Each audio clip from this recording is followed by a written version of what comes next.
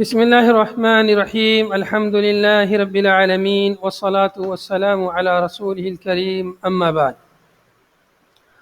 گزشتہ درس میں جو آیتیں ہم نے پڑھی ہیں ان میں شروع میں مومنین کا بیان گزرا 4 آیتوں میں یا 5 آیتوں میں، اس کے بعد 2 آیتوں میں کفار کا بیان گزرا ہے۔ لوگوں کی 3 قسمیں ہیں، ایک تو وہ جو بالکل صریح طور پر کافر ہیں، ایک وہ جو صریح طور پر مسلمان ہیں، مومن ہیں، اور ایک وہ جو بیچ میں ہیں یعنی منافقین۔ ظاہر میں کلمہ پڑھتے ہیں زبان سے، لیکن اندر دلوں میں کفر چھپائے ہوتے ہیں، وہ ہیں منافقین، بین بین ہیں۔ یہ لوگ سب سے زیادہ خطرناک ہیں، یعنی کفار سے بھی زیادہ خطرناک ہیں، اس لیے کہ کفار یہ کھلے ہوئے دشمن ہیں واضح طور پر، جبکہ منافقین یہ چھپے ہوئے دشمن ہیں، اور جو چھپا دشمن ہوتا ہے وہ کھلے دشمن سے زیادہ خطرناک ہوتا ہے، اس لیے کہ کھلے دشمن سے آدمی چوکنا رہتا ہے کہ یہ سامنے واضح کہ دشمن ہے، لیکن جو چھپا ہوا ہے اس کے بارے میں پتہ نہیں رہتا، اس سے چوکنا نہیں رہ سکتا، اس سے بچنا مشکل ہوتا ہے۔ تو یہ منافقین کفار سے بھی زیادہ خطرناک ہوتے ہیں، اسی لیے ان کے بارے میں سخت وعیدیں آئی ہیں۔ ان المنافقین فی الدرک الاسفل من النار، یہ منافقین جہنم کے سب سے نچلے گڑھے میں ہوں گے، انہی کا بیان اب ان آگے آیتوں میں آ رہا ہے۔ قال المؤلف رحمہ اللہ ونزل فی المنافقین، اور اگلی آیت کریمہ نازل ہوئی منافقین کے بارے میں۔ ونزل یعنی نزل قول اللہ سبحانہ وتعالی، اللہ کا فرمان نازل ہوا منافقین کے بارے میں۔ اگر نزلت ہوتا تب ہوتا ونزلت هذه الآیہ فی المنافقین، یہاں پر نزل ہے مطلب نزل قول اللہ سبحانہ وتعالی فی المنافقین، یہ قول اللہ کا، یہ فرمان منافقین کے بارے میں نازل ہوا۔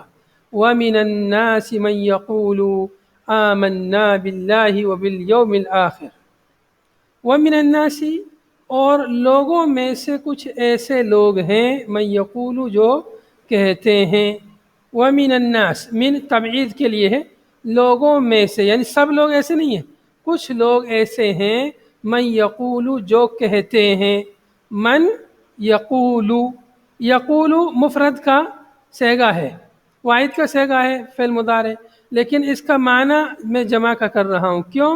اس لیے کہ لفظ من کے اندر جمع کا معنی بھی پایا جاتا ہے، جیسا کہ آگے تفسیر میں آ رہا ہے۔ من یقول، لوگوں میں سے کچھ ایسے ہیں جو کہتے ہیں، کیا کہتے ہیں؟ آمنا باللہ وبالیوم الآخر، ہم اللہ پر ایمان لائے اور آخرت کے دن پر ایمان لائے، ہم اللہ پر ایمان لائے اور آخرت کے دن پر ایمان لائے۔ ایمان کے جو 6 ارکان ہیں ان میں سے 2 کا یہاں پر ذکر ہوا ہے، اس لیے کہ شروعات اللہ سے ہے اور پھر انسان کے حساب سے انتہا جو ہے یوم آخر سے ہے، اس لیے ان دونوں چیزوں کا ذکر ہوا ہے۔ ویسے جب آمنا باللہ کہا جاتا ہے اللہ پر ایمان، تو ایمان کے باقی ارکان بھی اس میں اپنے آپ داخل ہو جاتے ہیں۔ اور یوم آخرت پر ایمان کو بالخصوص کیوں ذکر کیا گیا ہے؟ اس لیے ذکر کیا گیا ہے کہ آخرت پر ایمان وہ انسان کے اندر ایسی کیفیت پیدا کر دیتا ہے کہ جس کی وجہ سے انسان نہ جھوٹ بولتا ہے، نہ گناہ کرتا ہے، نہ اللہ پر اتہام لگاتا ہے، بہت ساری برائیوں سے بچ جاتا ہے۔ کیوں؟ اس لیے کہ آخرت پر ایمان کا مطلب یہ ہے کہ مجھے قیامت کے دن اللہ کے سامنے کھڑے ہو کر ہر چیز کا حساب و کتاب دینا ہے، اس لیے انسان برائیوں سے بچ جاتا ہے جب آخرت پر اس کا ایمان ہوتا ہے، وہ کفر سے بچ جاتا ہے، نفاق سے بچ جاتا ہے، اور بے شمار برائیوں سے، گناہوں سے بچ جاتا ہے آخرت پر اگر ایمان ہے تو۔ کیونکہ آخرت پر ایمان یعنی یہ یقین ہے کہ مجھے اللہ کے سامنے حساب دینا ہے، تو اس لیے وہ برائیوں سے بچے گا۔ تو یہ لوگ منافقین میں سے کچھ لوگ کہتے تھے، یا لوگوں میں سے جو منافق لوگ تھے وہ کہتے تھے ہم اللہ پر ایمان لائے اور آخرت پر ایمان لائے۔ اے یوم القیامہ، آخرت سے مراد، یوم آخر سے مراد قیامت کا دن مراد ہے، لأنہ آخر الایام، اس لیے کہ قیامت کا دن وہ دنوں میں سب سے آخری دن ہوگا، یعنی دنیا کے جو دن ہیں جو آخری دن ہوگا وہی قیامت کا دن ہے، اس لیے اس کو یوم آخر کہا جاتا ہے۔ تو یہ منافقین دعویٰ کرتے تھے کہ ہم اللہ پر ایمان لائے اور آخرت کے دن پر ایمان لائے۔ اللہ فرماتا ہے وَمَا هُمْ بِمُؤْمِنِينَ، حالانکہ وہ مومن نہیں ہیں۔ وہ لوگ کہتے ہیں کہ ہم اللہ پر ایمان لائے، آخرت پر ایمان لائے، تو صرف کہنے سے نہیں ہوتا ہے۔ کہہ لینے سے کہ ہم اللہ پر ایمان لائے، آخرت پر ایمان لائے، اس ایسے کہنے سے مومن اور مسلمان نہیں ہو جاتا آدمی، عمل کرنے سے مومن اور مسلمان ہوتا ہے۔ دل کے کہنے سے، دل سے کہنے سے جو ہے مسلمان ہوتا ہے۔ اسی لیے ایمان کی تعریف میں اہل سنت والجماعت کا یہ عقیدہ ہے کہ ایمان کہتے ہیں الاقرار باللسان والتصدیق بالجنان والعمل بالجوارح، یعنی زبان سے کہنا، زبان سے کلمہ توحید کا اقرار کرنا، اشہد ان لا الہ الا اللہ واشہد ان محمد رسول اللہ، اور یہ صرف زبان سے کافی نہیں ہے، دل سے ہونا چاہیے، اور دل اور زبان ہی سے کافی نہیں ہے بلکہ اعضاء و جوارح سے اس کے تقاضوں پر عمل ہونا چاہیے۔ لا الہ الا اللہ کا تقاضا کیا ہے؟ نہیں یہ کوئی معبود سوائے اللہ کے، عبادت یعنی صرف اللہ کی ہونی چاہیے۔ جب عبادت صرف اللہ کی ہونی چاہیے، آدمی جب زبان سے بات کہہ رہا ہے اور دل سے بھی کہہ رہا ہے تو لازم ہے کہ وہ نماز بھی پڑھے، عمل کرے۔ کوئی آدمی زبان سے کہے لا الہ الا اللہ، نماز نہیں پڑھے، نماز کا انکار کرے، مسلمان نہیں ہے، مسلمان نہیں ہو سکتا۔ اس لیے کہ یہ کہنا لا الہ الا اللہ یہ تقاضا کر رہا ہے کہ تم اس پر عمل بھی کرو، ورنہ تم کہنے میں جھوٹے ہو۔ کوئی آدمی زبان سے کہ عمل نہیں کر رہا، مطلب وہ کہنے میں جھوٹا ہے، اس کا دعویٰ سچا نہیں ہے۔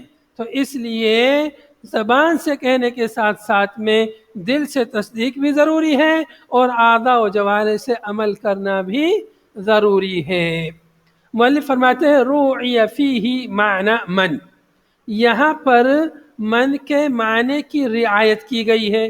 آپ دیکھ رہے ہیں آیت میں وَمِنَ النَّاسِ مَن یَقُولُ، لوگوں میں سے کچھ کہتے ہیں، من یقول، یقول مفرد کا صیغہ ہے، اور من بھی لفظ یہ بھی مفرد ہے، لیکن یہاں پر ہے وما ہم کی جو ضمیر ہے یہ کیا ہے؟ جمع کی ضمیر ہے۔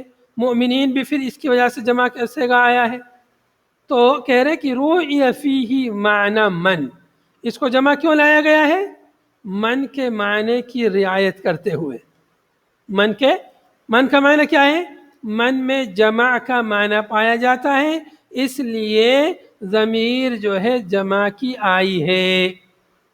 آگے فرمایا وفی ضمیر یقول لفظھا، اور یقول مفرد کیوں آیا ہے؟ جب من میں جمع کا معنی ہے تو یقولو کو بھی یقولون ہونا چاہیے، جمع ہونا چاہیے، لیکن یقول مفرد کیوں ہے؟ فرما رہے ہیں وفی ضمیر یقولو، اور یقولو کی ضمیر میں لفظھا اس کے لفظ کی رعایت کی گئی ہے۔ کس کے لفظ کی؟ من کے لفظ کی۔ تو من میں دو چیزیں ہیں، ایک تو لفظ ہے اس کا ظاہری لفظ، اور ایک اس کے اندر معنی ہے۔ تو یقول میں لفظ من کی رعایت کی گئی ہے، چونکہ یہ اس کے قریب میں ہے تو اس کے جو قریب میں ہے تو اس کے ظاہر کا اعتبار کیا ہے، تو اس لیے یقول مفرد آیا ہے من کے لفظ کی رعایت کرتے ہوئے، اور ہم ضمیر یہ جمع کی آئی ہے، کیوں؟ من کے معنی کی رعایت کرتے ہوئے۔ بات سمجھ میں آئی؟ یہ چیز آگے بار بار آئے گی، اس لیے اس کو اچھی طریقے سے سمجھ لیجئے۔ پھر ایک بار دیکھیے، مؤلف فرما رہے ہیں روعی فیہ معنی من، اس عبارت میں یہاں پر دیکھ رہے ہیں ہم بمؤمنین، یا اس ضمیر میں رعایت کی گئی ہے من کے معنی کی۔ من کا معنی کیا ہے؟ یہ من ادھر اوپر ہے، من، کیونکہ اس کا تعلق اسی سے ہے۔ لوگوں میں سے کچھ لوگ ہیں جو کہتے ہیں آمنا باللہ والیوم الآخر، جو لوگ کہتے ہیں آمنا باللہ والیوم الآخر، لوگوں میں سے یہ لوگ کہنے والے وما ہم ضمیر کدھر جا رہی ہے؟ من کی طرف جا رہی ہے۔ تو من تو مفرد کا صیغہ ہے، مفرد کا لفظ ہے، لیکن اس کے اندر معنی جمع کا ہے، اس لیے ہم ضمیر یہ جمع کی آئی ہے۔ تو من کے معنی کی رعایت کرتے ہوئے ہم ضمیر جمع کی آئی ہے۔ وفی ضمیر یقول، اور یقولو کی ضمیر میں رعایت کی گئی ہے لفظ ہوا اس کے لفظ کی، یعنی گویا کہ یہاں پر ہم یوں پڑھیں گے عبارت کو وَرُوعِيَ فِي ضَمِيرِ يَقُولُ لفظ ہوا، اور رعایت کی گئی ہے یقول کی ضمیر میں یا یقول صیغہ میں لفظ ہوا اس کے لفظ کی، کس کے لفظ کی؟ من کے لفظ کی۔ بات سمجھ میں آئی؟ یخادعون اللہ والذین آمنوا، یہ لوگ جو کہتے ہیں نا آمنا باللہ وبالیوم الآخر، یہ لوگ اللہ کو دھوکہ دیتے ہیں، والذین آمنوا، اور ان لوگوں کو جو ایمان لائے، یا ہم اس کا ترجمہ یوں کریں گے کہ وہ اللہ کو دھوکہ دینا چاہتے ہیں، اس لیے کہ اللہ کو کوئی دھوکہ نہیں دے سکتا، لیکن یہ لوگ چاہتے ہیں کہ اللہ کو دھوکہ دے دیں۔ یخادعون اللہ، یہ اللہ کو دھوکہ دینا چاہتے ہیں، والذین آمنوا، اور مومنین کو دھوکہ دینا چاہتے ہیں، یا ایک مومنین کو دھوکہ دیتے ہیں، مومنین کو دھوکہ دے سکتے ہیں لیکن اللہ کو کوئی دھوکہ نہیں دے سکتا۔ یا بظاہر ظاہری طور پر یہ لوگ اللہ کو اور مومنین کو دھوکہ دے رہے ہیں، حقیقت میں اپنے آپ کو دھوکہ دے رہے ہیں۔ وہ لوگ بھی کیسے دھوکہ دے رہے ہیں منافقین؟ بِإِظْهَارِ خِلَافِ مَا أَبْطَنُوهُ مِنَ الْكُفْرِ، اس کے برخلاف ظاہر کر کے جس کو وہ چھپا رہے ہیں۔ کس کو چھپا رہے ہیں؟ من الکفر، جس کفر کو وہ دلوں میں چھپائے ہوئے ہیں، ما ابطنوہ، جس کو اپنے بطن سے، بطن میں نے پیٹ، تو پیٹ کے اندر کہتے ہیں نا اپنے پیٹ میں بات چھپا کے رکھا ہے۔ یہ لوگ کہتے ہیں کہ یہ جیسے اردو زبان میں بھی پیٹ کا لفظ استعمال ہوتا ہے کہ یہ پیٹ کا صاف ہے، مطلب دل میں جو بات رکھتا ہے وہ زبان سے کہتا ہے، دل میں کچھ، زبان پہ کچھ ایسا نہیں ہے۔